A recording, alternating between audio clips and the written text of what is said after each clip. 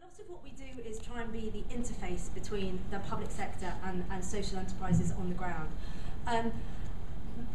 Partly to improve understanding between these two sets of organisations, because without understanding, often you get people hiding behind rules and regulations and not quite designing things, sometimes with just the unintended consequences of excluding them.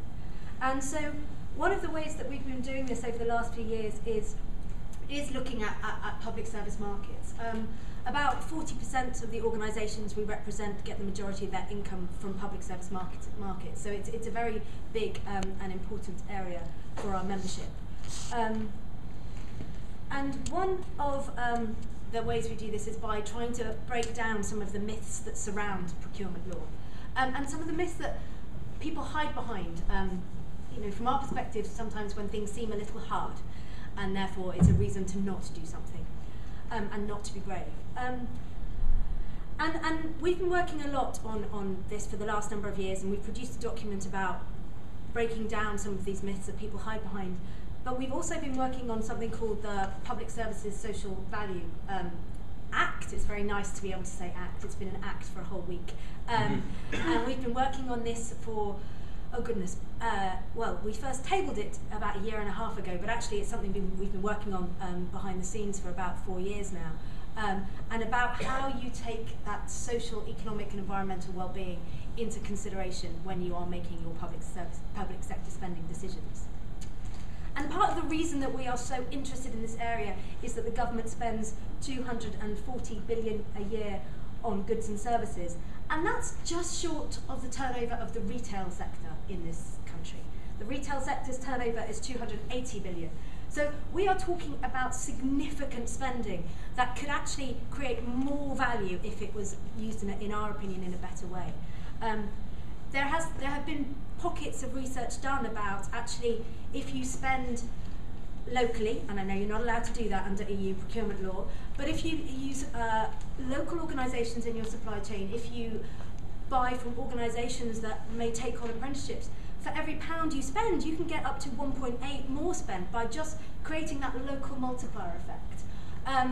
And it has, when we're talking about, it's particularly in this country at the moment, when we're talking about times of economic austerity, when we're talking about cuts to public spending, it's even more important that we get all the value we can possibly get out of the spending decisions that we make. And we're seeing this happen, some of the most progressive, particularly in more deprived areas of the UK, some of the most progressive public bodies are really doing this. Durham County Council has done incredible things by actually looking where they buy everything from. So where do they get their paper from? Looking at the local organisations, the small businesses in their supply chain, the social enterprises, the voluntary sector, to see how they can get the most value out of their public spending. And often a lot of people think that they can't do that, and they can't do it because you can't specify local, because we are in an open market. And that is absolutely true. You cannot specify local. But you can specify local employment opportunities, and you can advertise locally, and you can encourage local suppliers in to meet to meet the supply chain, and you can create contract sizes that aren't so big that they restrict small entrants into the market. You can create proportional financial stipulations, so you don't exclude smaller organisations by creating £9 million bonds that small organisations can't do. There are many, many things that you can do that do foster that more local, that more socially valued supply chain that can get you so much more for the public spending that you can use.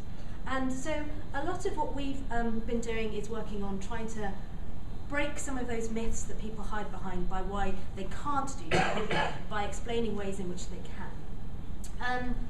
We've also worked with this government who's particularly interested, quite interestingly, expressed an interest in social enterprises, but really about SMEs and getting SMEs into public sector contracts. So we have a terrible track record compared to most of European countries and North America when it comes to how much of our public service and public sector contracts are provided by small providers. So it's 6.5% in this country, which is really low. It's about 20 in the States, if not higher. that's about similar across most European countries. So we're very bad at allowing small providers, be they social enterprises or standard small businesses, into our public sector contracts. So I sit on something called the SME Task Force. There's a lot of task force in government, and I do a lot of work with the Cabinet Office about how do you just simplify the process. And again, that's not about EU. A lot of the complexity is people's interpretation of EU procurement law, but actually it doesn't necessarily have to be that way. And what the Cabinet Office is working on is about making advertising opportunities easier to find, so that about making PQQs much simpler and more proportionate to the size of the contract. They've set up something called, I don't know if this is the technical term, but certainly what we call it, the mystery shopper service, where if you're a small organisation and you believe that something's being designed in a way that's actually anti-competitive, you can call up a number and the Cabinet Office will go in there and they'll say, actually, we think that financial stipulation, you're asking for them to have 20 million in the bank, and the value of the contract's only 1 million, so why do they need to have 20 million in the bank to be able to bid for a £1 million contract? And they've actually will then intervene, and they're trying to get involved and remove some of these blockages. And they're often blockages that are bad practice that has come about from interpretation rather than actually the law itself. I'm on 2 minutes and I haven't even gone through my slides yet. Anyway, so firstly, we try and explain to procurement officers that rules don't apply to everything, and that there are these things called Part B services and the below threshold contracts and purely land transactions that are exceptions. We try and tell them that if they can engage with their suppliers at an early stage, again, it's not anti-competitive if it's prior to the procurement process starting, and that enables them to design contracts that fit their supply chain rather than just designing them blind and excluding a lot of their social enterprise supplies by unintended consequences rather than design. So we encourage people to involve their suppliers in designing the specification, because if you do that prior to the procurement process starting in, it's perfectly legitimate.